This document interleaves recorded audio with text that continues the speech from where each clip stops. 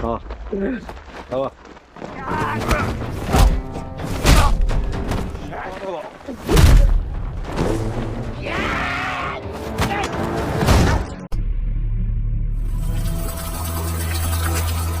Film dimulai dengan keadaan yang mencekam, di mana ada seorang dokter bernama Yang Gisu yang berusaha menghidupkan lagi mendiang putrinya. Dan selama bertahun-tahun dia sudah melakukan banyak eksperimen hingga menjadikan hewan-hewan reptil seperti kadal, ular, dan buaya darat sebagai objek percobaannya. Selain itu, dia juga terpaksa membunuh asistennya yang menghalangi penelitian ini. Padahal Gisu memang harus dihentikan karena dia telah melanggar aturan pemerintah dan juga rumah sakit. Namun bagusnya dia tidak melanggar aturan pemilu. Tapi setelah melakukan itu semua, dia akhirnya berhasil menghidupkan putrinya meskipun belum pulih sepenuhnya dan hanya bisa buka tutup mata saja. Dengan gue. Tidak berselang lama, atasannya datang bersama pasukan khusus yang ditugaskan untuk menangkapnya. Tapi sebelum itu terjadi, Gisu menyuntikkan serum hasil eksperimen ke tubuhnya sendiri karena dia ingin membuktikan bahwa usahanya selama ini tidak sia-sia. Melihat itu, para pasukan khusus pun langsung menangkapnya. Sebab Gisu semakin terlihat seperti orang yang gila kekuasaan. Namun tiba-tiba tanpa adanya prediksi BMKG, inilah yang terjadi.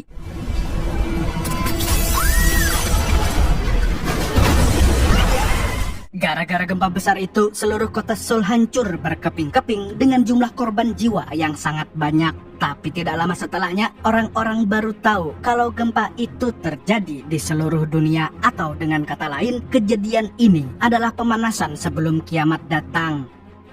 3 tahun kemudian dunia sudah berubah total, di mana populasinya menurun drastis sebab terjadi kemarau panjang dan kelaparan. Karena setelah gempa besar semua sumber air dan makanan telah habis sehingga manusia harus bertahan hidup dengan segala cara. Bahkan ada yang terpaksa menjadi kanibal. Akan tetapi sebagian besar orang mencari makan dengan berburu binatang buas seperti yang dilakukan oleh pemuda bernama Jiwan ini. Di sini dia terlihat sedang membidik seekor buaya darat yang berukuran sangat besar dengan sebuah panah api.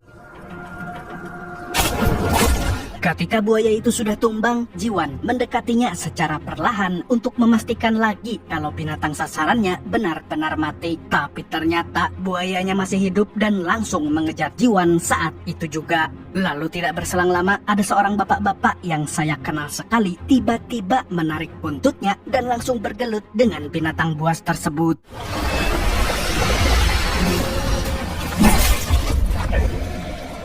Dan bapak-bapak brutal ini adalah the one and only Madong Sok alias Mamang Donli yang memerankan tokoh bernama Namsan di film ini.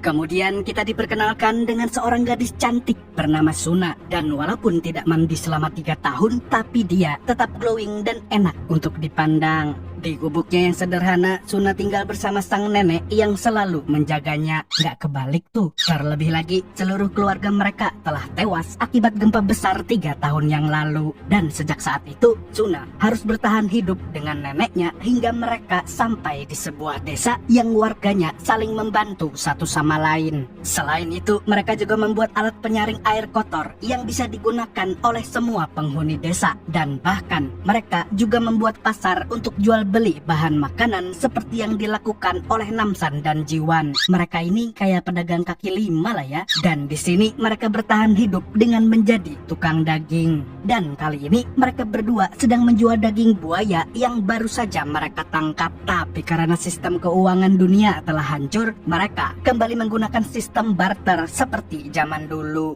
좋은데?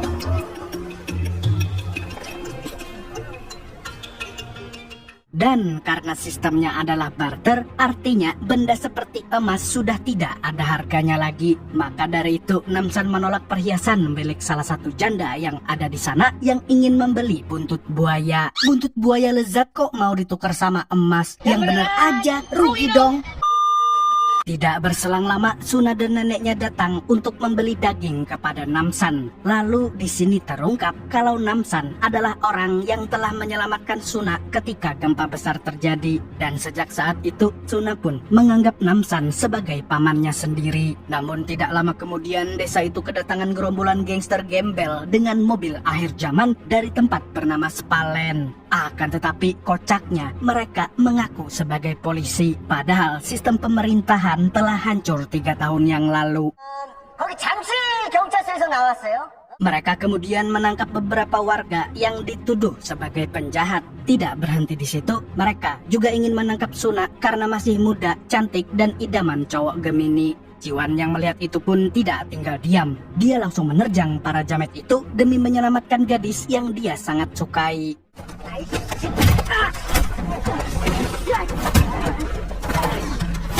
Tapi sayangnya dia malah dikeroyok dan dihajar habis-habisan oleh para gangster itu. Tapi untungnya Namsan kembali turun tangan dan membogem salah satu jamet sampai mental yang membuat jamet lainnya marah dan menyerang Namsan saat itu juga.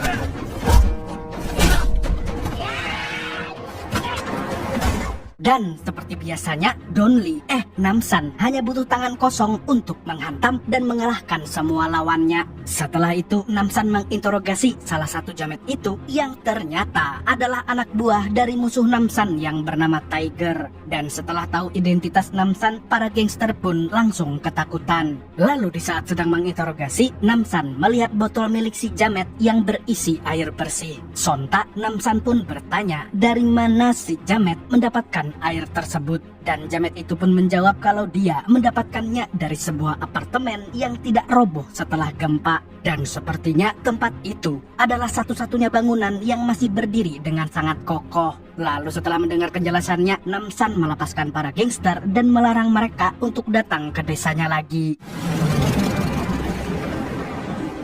Ketika mereka pergi, Jiwan mengajak Namsan untuk pergi ke apartemen yang dimaksud oleh para gangster tadi. Akan tetapi Namsan tidak terlalu yakin dengan perkataan mereka. Di saat sedang berbincang, mereka tiba-tiba melihat ada beberapa orang berpakaian rapi yang sedang mengunjungi gubuk milik Suna dan neneknya. Karena curiga, Namsan dan Jiwan pun langsung mendatangi mereka. Dan ternyata mereka adalah penghuni apartemen yang ingin mengajak Suna dan neneknya untuk tinggal di sana. Selain itu, salah satu dari mereka mengaku sebagai seorang guru yang bertugas untuk mendidik anak-anak Korea yang selamat dari gempa. Dan tentu saja semua itu dilakukan demi masa depan negara tersebut. 아이들을 지켜야 다시 인류가 살아날 수 있다고 믿습니다. Bu guru itu kemudian menjelaskan kepada Suna dan neneknya bahwa di apartemen tersebut ada banyak makanan dan juga air bersih. Jadi nantinya Suna bisa merawat neneknya dengan baik. Dan tidak hanya itu, dia juga bisa bersekolah bersama para remaja lainnya. Mendengar penjelasan bu guru, akhirnya Suna dan neneknya memutuskan untuk ikut ke apartemen. Dan tanpa membuang waktu lagi, mereka pun berpamitan kepada Namsan dan Jiwan. Suna lalu memberikan hadiah perpisahan kepada Jiwan yang berisi gambar Jiwan ketika sedang memburu binatang buas. Sontak, Jiwan pun langsung terlihat bersemangat. 그냥 연습 삼아 그린 거예요.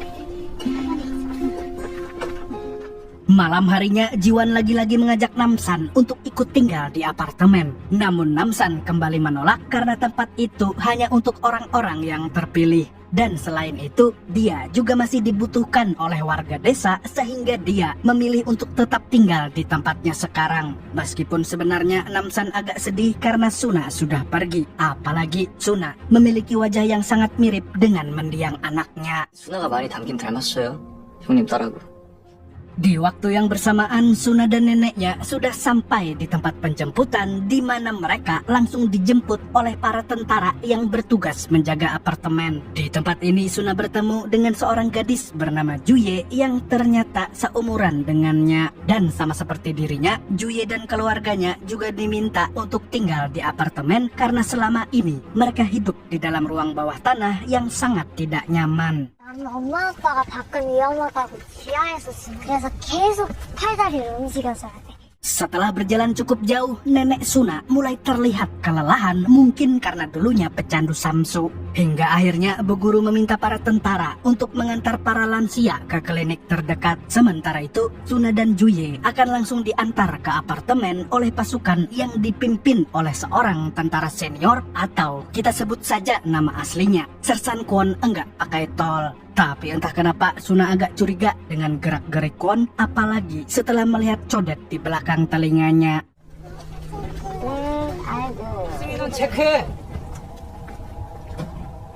Di sisi lain, para tentara tadi ternyata tidak mengantarkan Nenek Suna ke klinik. Mereka justru membawanya ke tepi jurang bersama dengan lansia lainnya. Dan tiba-tiba... Tapi di waktu yang sama, Namsan dan Jiwan melihat kejadian itu ketika mereka sedang berburu. Dan tanpa membuang waktu, Namsan pun langsung menghabisi dua tentara jamet tersebut dengan parang andalannya. Namun tidak disangka-sangka, mereka berdua bangkit lagi seperti zombie dan kembali menyerang Namsan dengan membabi buta.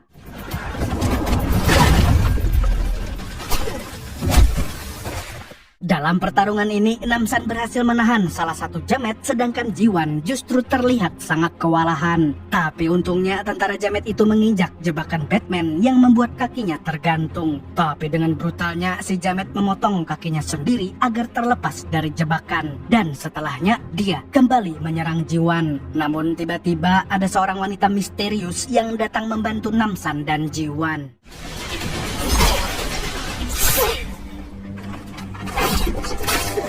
Berkat bantuan si wanita, Namsan pun berhasil menghabisi para jamet dengan cara memenggal kepala mereka. Tumben Mamang Donli barbar. Lalu setelah baku hantam, Namsan mengajak Jiwan untuk menguburkan jasad si nenek di tanah sengketa sembari mendoakannya agar arwahnya tenang di sisi Tuhan dan kuburannya tidak digusur pemerintah.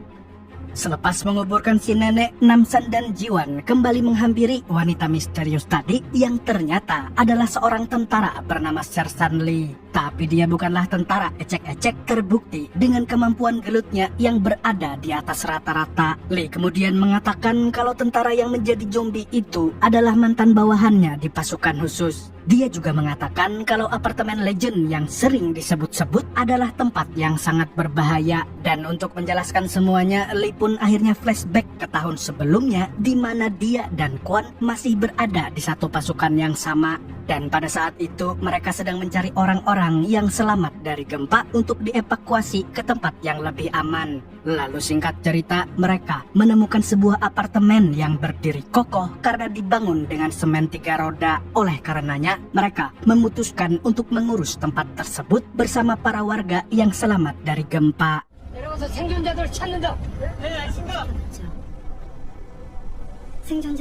Namun pada suatu hari ada seorang dokter yang datang ke tempat itu. Dan ternyata dokter yang dimaksud adalah Yang Gisu. Rupa-rupanya dia juga berhasil selamat dari gempa. Dan ajaibnya dia sama sekali tidak terluka. Padahal di awal film Gisu dan putrinya tertimpa bangunan rumah sakit. Tidak lama setelah kedatangannya, Lee merasakan kejanggalan di apartemen di mana para anak muda menghilang secara misterius seperti para aktivis di tahun 98. Cuak. Dan ternyata mereka dijadikan objek untuk membuat serum zombie agar Gisu bisa hidup abadi tanpa perlu makan dan minum. Selain itu, Dr. ODGJ ini juga telah membagikannya kepada Kwon CS dan menjadikan mereka mesin pembunuh yang tidak terkalahkan. Lee yang masih punya hati nurani akhirnya memberontak kepada mereka semua.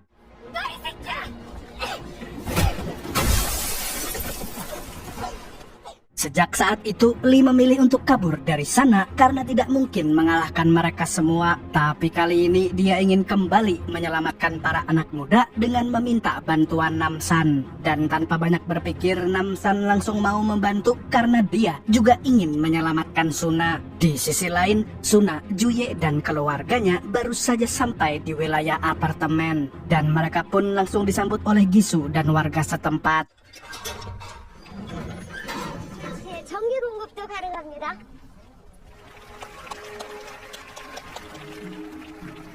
양기수 박사님 나오십니다. Rupa-rupanya Gisu telah diangkat menjadi pemimpin di apartemen dan memiliki hak untuk membuat aturan bagi semua warganya. Tapi sampai saat ini para warga belum tahu sifat asli Dr. ODGJ ini karena Gisu selalu berpura-pura baik di depan mereka seperti capres menjelang pemilu. Setelah menyambut kedatangan Suna dan warga baru lainnya, dia menyuruh para tentara untuk mengantarkan mereka ke kamar masing-masing. Dan seperti kata orang, di apartemen itu memang ada sumber air bersih.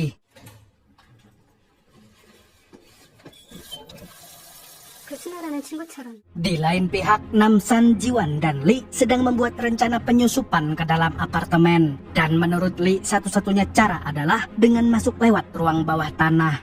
Tapi Namsan tidak mau bertindak secara gegabah. Dia justru ingin meminta bantuan dari seorang bos gangster yang sering keluar masuk dari wilayah tersebut. Dan orang itu adalah Tiger yang tidak lain adalah musuh bebuyutannya. Namun di waktu yang bersamaan, Tiger dan anggota gengnya ternyata sedang mengadakan tarung ilegal di wilayah Spalen, di mana dia menantang geng musuh yang memiliki anggota mantan narapidana. Tapi karena pertarungannya tidak sesuai dengan kesepakatan, akhirnya dua geng ini pun baku hantam dan saling membunuh satu sama lain.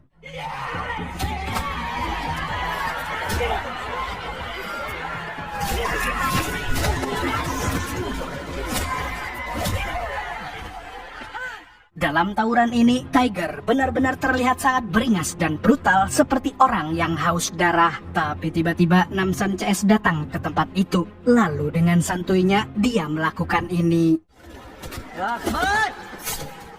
Melihat sosok Namsan, Tiger pun langsung mengungkit masa lalunya, di mana saat itu Namsan dan dirinya adalah atlet tinju profesional terbaik di Korea. Namun pada suatu hari, Namsan membuat Tiger pensiun dari dunia tinju akibat pukulannya yang setara dengan skill badang. Mendengar itu, Namsan pun mengajak si Jamet berduel seperti dulu lagi. Namun Tiger menolak tantangan itu. Dan dia malah bekerja sama dengan musuhnya untuk mengeroyok Namsan dan kawan-kawan. Mendengar itu, tentu saja Namsan tidak takut sama sekali karena dia yakin bisa mengalahkan mereka semua. Ia jelas. Dan tanpa membuang waktu, Namsan CS langsung beraksi dengan sangat epik.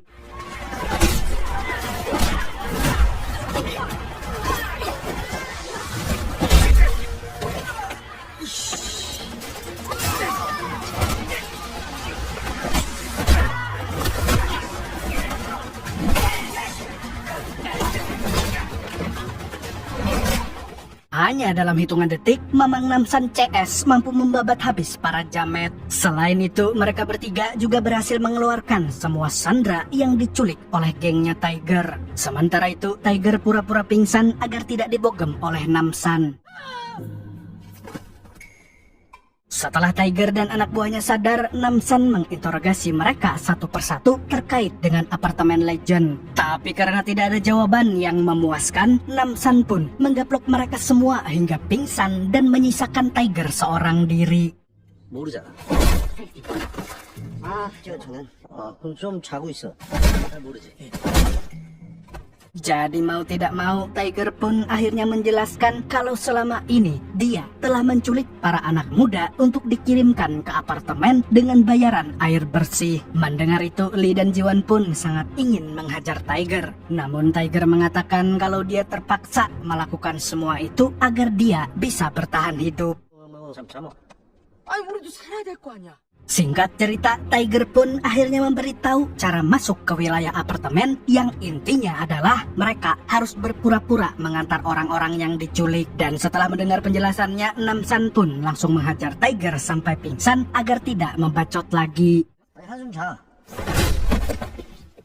Di waktu yang bersamaan, Suna mengikuti upacara yang diadakan oleh Gisu. Dan di dalam upacara ini, Gisu memberi penghargaan kepada orang tua murid yang anaknya mendapatkan nilai baik selama belajar bersama bu guru. Sebagai hadiah, Gisu memberikan makanan dan air bersih, serta kamar apartemen yang paling nyaman.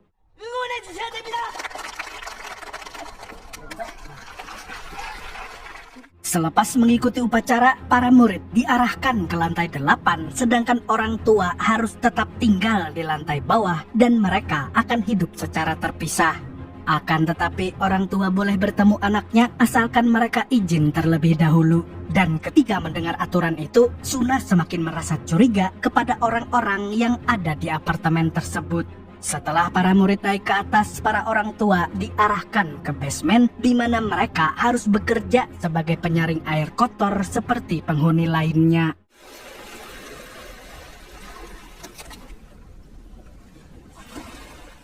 Di sisi lain, Kwon terlihat sedang memakan seekor tikus hidup-hidup seperti ular piton. Dan ternyata tikus tersebut sudah disuntik dengan serum zombie sehingga bisa membuat tubuh Kwon semakin kuat.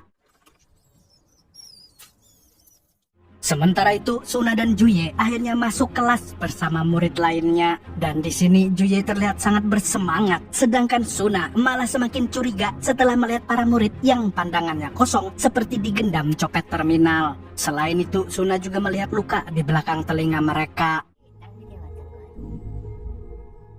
Singkat cerita, pelajaran pun dimulai, tapi Suna memilih untuk menggambar wajah neneknya. Oleh karena itu, dia ditegur oleh bu guru yang sedang menjelaskan tentang metabolisme tubuh. Lalu di jam istirahat, Gisu masuk ke dalam kelas untuk membagikan minuman kepada para murid. Tapi ketika para murid lain meminum airnya, Suna malah protes kepada Gisu yang tidak berbagi dengan para warga yang tidak tinggal di apartemen. Tidak hanya itu, dia juga protes karena masih belum tahu kabar tentang neneknya. Mendengar hal tersebut, Gisu pun mencoba untuk menenangkannya. Dan dia juga berjanji akan segera membawa nenek Suna ke apartemen asalkan Suna mau meminum air yang baru saja dibagikan. Akan tetapi, Suna tetap tidak mau meminumnya. 건강하게.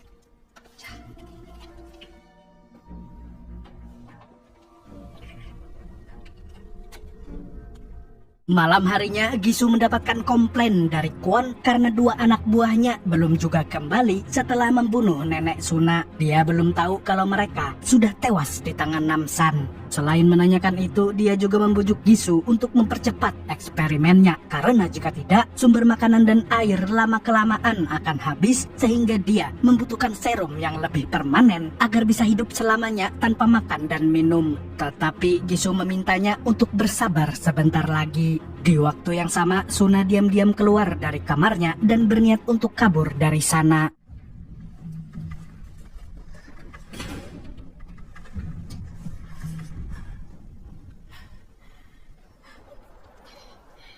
Sementara itu, orang tua Juye terlihat sedang marah-marah karena tidak diizinkan untuk bertemu anaknya. Alhasil, Gisu pun mengajak mereka untuk masuk ke laboratoriumnya sebab Juye sedang berada di tempat tersebut. Tapi sebelum mereka sampai di lab, Suna sudah berada di sana lebih dulu. Di dalam lab tersebut, Suna melihat Juye yang terbaring di meja operasi. Selain itu, dia juga melihat catatan milik Gisu tentang hasil eksperimen yang dia lakukan setelah mengorbankan ratusan anak muda. Di sini terlihat jelas kalau Gisu menggabungkan gen manusia dan gen reptil untuk menciptakan manusia abadi seperti siluman kadal. Namun setiap orang yang menggunakan serum buatan Gisu akan berubah menjadi zombie. Lalu tidak berselang lama, Gisu CS masuk ke dalam lab sehingga Suna pun terpaksa bersembunyi saat itu juga. Dari tempat persembunyiannya, Suna melihat orang tua Juye yang khawatir dengan keadaan anak mereka. Tapi di sisi lain, Gisu memperlihatkan jasad anaknya yang membuat semua orang sangat terkejut. Dan ternyata anak Gisu masih hidup dengan kondisi badan yang mirip Kuya. Melihat itu, orang tua Juye pun semakin takut kalau anaknya akan bernasib sama. Alhasil, mereka pun berusaha untuk menyelamatkannya. Tapi tiba-tiba Juye mengalami kejang-kejang dan muntah seperti orang yang mabuk Stella jeruk hingga gadis itu tewas dengan sangat mengenaskan. Dan tentu saja Gisu sangat marah karena eksperimennya belum selesai. Sampai akhirnya Dr. ODGJ itu pun mengamuk dan menghabisi orang tua Juye dengan sangat brutal.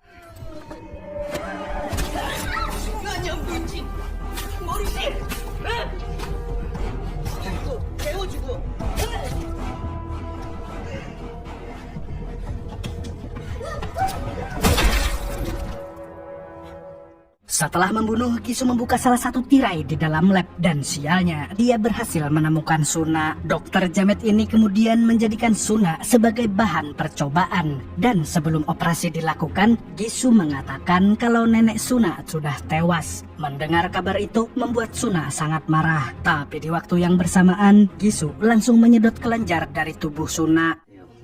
신인류가 도래하려면 나약한 인간들은 도태돼야 돼요. Keesokan harinya, Namsan, Jiwan, dan juga Lee sudah sampai di depan apartemen bersama dengan Tiger sebagai petunjuk jalan. Sebelum masuk ke dalam, mereka diperiksa oleh para tentara dan Tiger mengatakan kalau dia membawa beberapa anak muda untuk si Gisu. Namun sialnya, para tentara ini tidak percaya kepadanya. Jadi mau tidak mau, Namsan CS pun memilih cara kedua yang tidak lain adalah menabrak gerbang masuknya.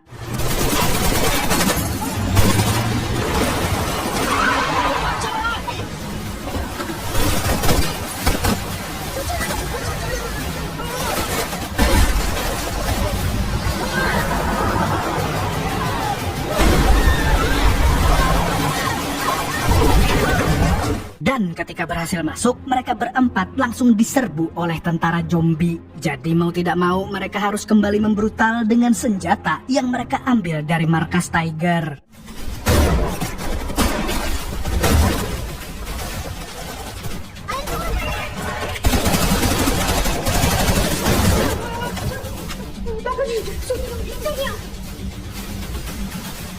Sedangkan di sisi lain, Kwon dan Bu Guru melaporkan kejadian itu kepada Gisu sebelum Namsan CS naik ke lantai atas. Tetapi Gisu sedang sibuk mengoperasi Suna. Di waktu yang bersamaan, Namsan CS masuk ke basement untuk mengeluarkan bawahan Lee yang dikurung oleh Kwon di dalam sana. Tapi tidak disangka-sangka, ternyata semua bawahan Lee sudah menjadi zombie karena kelebihan serum. Dan yang lebih parahnya lagi, lidah mereka berubah menjadi seperti ular. Lalu tanpa pikir panjang, Namsan langsung menghajar para zombie tersebut dan meyakinkan Lee kalau mereka sudah bukan manusia lagi. Alhasil, pertarungan sengit pun terjadi. 네 부하들이 우리를 별로 안 좋아하는 거야.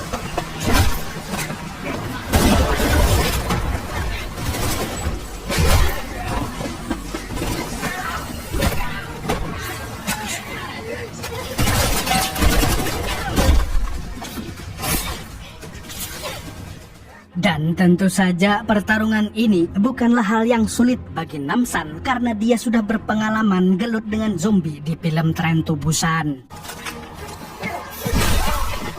Dan dalam waktu yang singkat, Namsan CS mampu membabat habis semua zombie tersebut. Lalu tidak lama kemudian, Gisu menyampaikan pengumuman lewat speaker agar semua pasukan Kwon bersiap untuk menghabisi Namsan CS. Tapi Namsan sama sekali tidak takut dengan si Dr. ODGJ. Dia justru mengatakan kalau dirinya akan membunuh semua orang yang terlibat dalam penculikan Suna dan pembunuhan terhadap neneknya. Kemudian setelah itu, Namsan CS berjalan ke ruangan lain dan...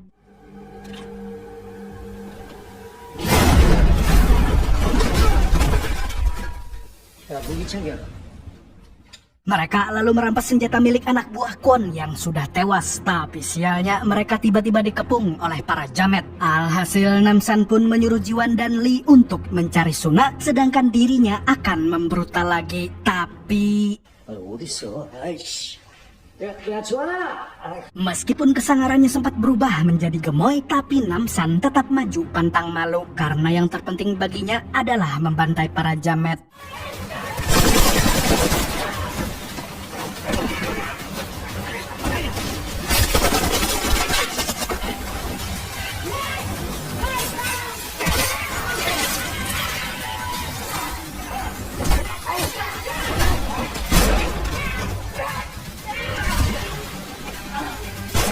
Hanya dalam hitungan detik, Namsan mampu menghabisi ribuan Jamet itu dengan sangat mudah. Sedangkan di sisi lain, Jiwan dan Lee terlihat cukup kesulitan karena lawan mereka yang sangat sulit untuk dibunuh.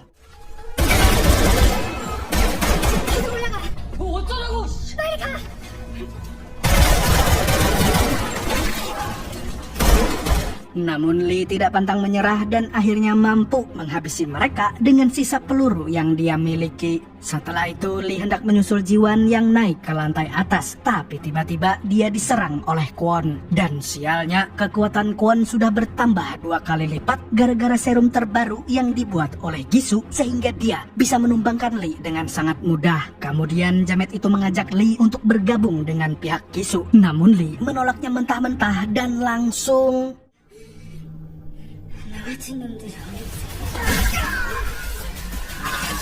tapi sayangnya serangan Lee tidak bisa mengalahkan jamet tersebut. Sementara itu Kwon merobek kulit wajahnya sendiri lalu cosplay menjadi Orochimaru karena salah satu matanya berubah menjadi mata ular. Dan setelah berganti skin dia menjadi tambah kuat sehingga berhasil menumbangkan Lee dengan sadis.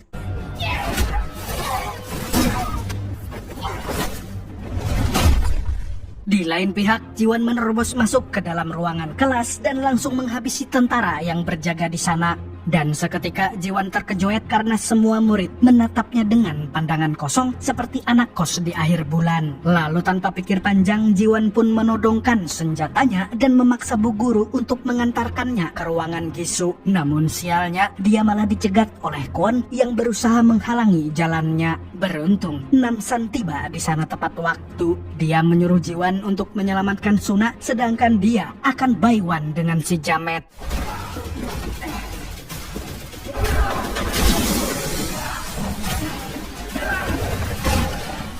Dan mereka pun berjibaku sampai berdarah-darah. Tapi si jamet berhasil menghantamkan kepala Namsan ke dinding hingga bangunan itu hampir roboh. Tapi meskipun begitu, Namsan masih bisa melawan balik dan akhirnya mampu membalikan keadaan. Lalu dengan brutalnya dia melemparkan Kwon ke arah kaca dan langsung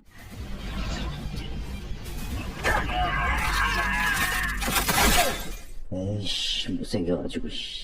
Sementara itu, para murid dan semua penghuni apartemen memilih untuk keluar dari bangunan tersebut setelah mengetahui kejahatan Gisu. Di waktu yang sama, Gisu baru saja menyuntikkan serum dari hasil eksperimennya terhadap Suna. Kemudian, dia berbicara empat mata dengan putrinya dan berjanji akan segera menemukan tubuh yang pas untuknya. Namun tidak lama setelah itu, dia tiba-tiba merasakan kesakitan dan ada bercak luka yang timbul di lehernya. Rupa-rupanya hal itu disebabkan karena Suna tidak pernah meminum air dari apartemen tersebut sehingga serum yang dihasilkan dari tubuh Suna menjadi gagal total. 성분 조절이 중요하다고 했지. 나 그거 안 먹어. Gisu yang murka pun hendak membunuh Suna saat itu juga. Namun tiba-tiba Ji-won muncul sambil menodongkan senapannya. Sialnya, ada anak buah Gisu yang memukul Ji-won dari belakang dan langsung merampas senjata tersebut.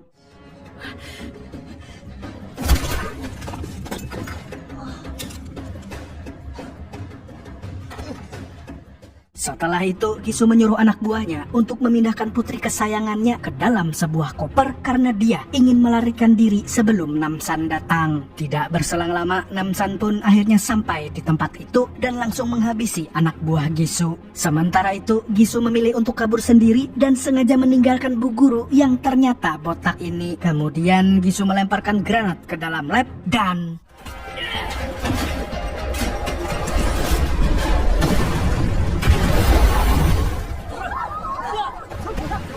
untungnya, Ji-won sempat melindungi Suna dari ledakan tersebut sehingga mereka berdua selamat dari kematian. Dan Namsan pun membantu mereka untuk keluar dari gedung itu. Di sisi lain, Lee baru saja sadar dari pingsannya dan segera bangkit untuk menangkap Gisu. Tapi ternyata dia tidak perlu repot-repot karena para penghuni sudah mengepung si dokter ODGJ dan langsung mengeroyoknya saat itu juga.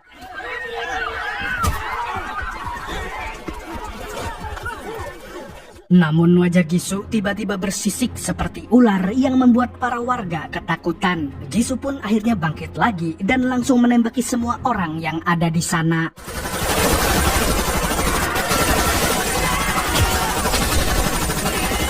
Tapi gara-gara ulahnya sendiri, Gisu harus kehilangan putrinya yang tidak sengaja tertembak. Lalu tidak berselang lama, Suna datang untuk menyadarkan Gisu bahwa perbuatannya sangat mirip dengan Dajjal. Mendengar itu, Gisu pun tidak terima dan langsung menodongkan senjatanya ke arah Suna. Namun tiba-tiba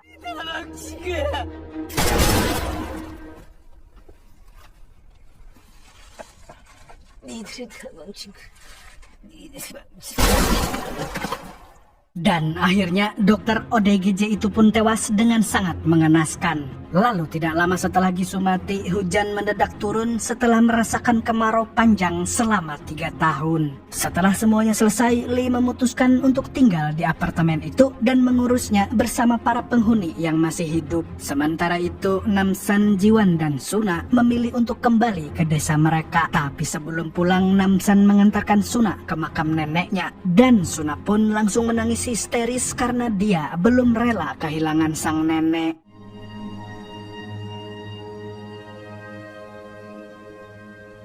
Di akhir film, Namsan, Jiwan, dan Suna terlihat hidup bahagia bersama warga desa yang lain meskipun hanya menjadi penjual daging babi, dan film pun tamat dengan happy ending.